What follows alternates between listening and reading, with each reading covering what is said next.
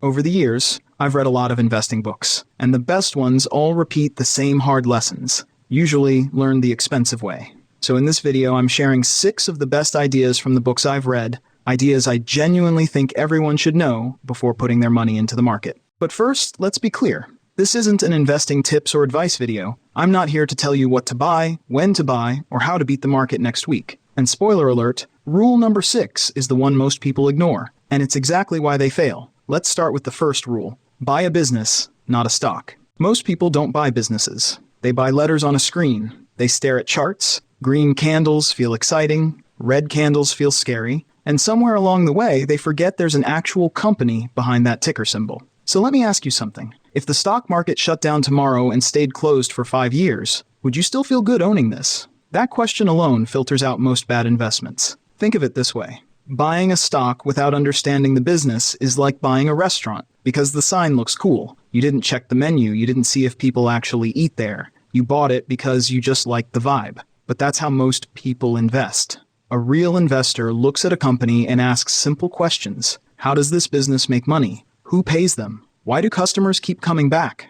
And what could realistically destroy this business in the next 10 years? Notice how none of those questions involve the stock price. Successful investors chase durability. When you buy a business, you stop reacting to every headline. A bad quarter doesn't scare you. A market dip doesn't feel like an emergency. You know what you own. You know how it works. You know why it exists. And that mindset, that's where real investing begins. Rule number 2. Time in the market beats timing the market. Most people believe money gets made by perfect timing. Buying right before a rally. Selling right before a crash. Like investing is some kind of action movie where you jump in at the last second and walk away rich. But real life doesn't work like that. Let me give you a real example. In the early 2000s, right after the dot-com crash, the market looked absolutely broken. Headlines said stocks were dead. People swore they'd never invest again. And guess what? A lot of investors stayed out for years because they were waiting for things to feel safe. Those same people missed one of the strongest long-term growth periods in modern history. And then it happened again in 2008.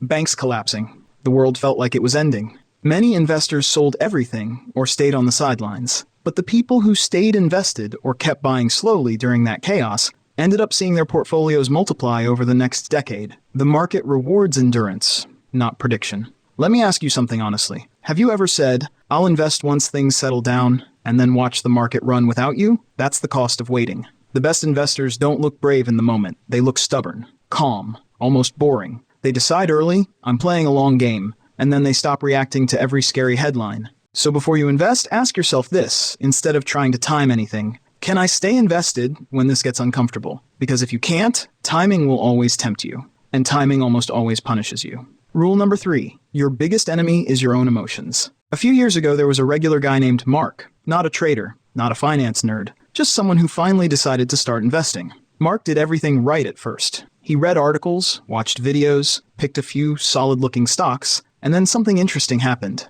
One of them started going up, a lot. Every day he opened his app and saw green. His confidence grew faster than the stock. He checked prices during lunch. Then again at night, he started thinking, okay, maybe I'm actually good at this. So he added more money and took more risk. Then the stock dipped. At first, Mark stayed calm. It's just a pullback, he told himself. But the dip turned into a drop. The drop turned into panic. Suddenly, every red candle felt personal. One morning, after another bad day, Mark sold. Not because business collapsed, not because the fundamentals changed. He sold because he wanted the anxiety to stop. A few months later, that same stock recovered. Then it went higher than before. And that story plays out everywhere, all the time.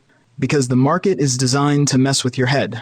Rising prices create confidence. Falling prices create fear. And your brain reacts to both instantly, without asking permission. So the real question is, how do I stop emotions from driving? Before you buy anything, write down why you're buying it and what would prove you wrong. Real reasons, not price moves. When fear shows up later, and it will, you don't argue with it. You check the plan. Another small change that helps a lot. Stop watching prices all day. Prices jump around, businesses don't. The less you stare at the screen, the quieter your emotions get. Rule number 4, demand a margin of safety. Imagine you're buying a used car. The seller says it's perfect, runs great, no issues, and then he asks for the same price as a brand new one. Would you feel comfortable buying it? Probably not, because there's no room for error. If anything goes wrong, you overpaid. That's the margin of safety. In investing, most people don't think like that. They see a company everyone loves, and they say, yeah, it's expensive, but it deserves it. That's not investing. That's paying full price and hoping nothing goes wrong. And something always goes wrong. Growth slows, costs rise, competition shows up, management makes a dumb decision. Not because the company is terrible, because the world isn't perfect. When you buy with a margin of safety, you're saying, even if things don't go exactly as planned, I'll be okay. Here's a real pattern you've probably noticed. When stocks are flying, people stop caring about price. They say things like, this time is different, or it's a long-term play. Then when reality hits, prices fall way faster than anyone expected. Why? Because expectations were stretched too tight. Let me ask you something important. If this company delivers good results instead of perfect results, does this still make sense? If the answer is no, you don't have a margin of safety. You have a hope strategy. Margin of safety doesn't mean waiting for a miracle bargain. It means refusing to overpay just because something feels popular or exciting. Because in investing, mistakes aren't rare. Fatal mistakes are. Rule number 5. Only invest where you have an edge. This rule takes a lot of pressure off once you truly accept it. You don't need to be good at everything to win in investing. You just need to be honest about what you actually understand. Most people think having an edge means secret information or complex models. It doesn't. An edge can be as simple as familiarity, experience, repetition. Think about something you already understand well. Maybe it's your job. Maybe it's a product you use every day. Maybe it's an industry you've watched for years without even realizing it. You notice small changes. You sense when something improves or gets worse. Other people miss that stuff. That's an edge. Now compare that to investing in something you barely understand, some complex tech, a trendy sector,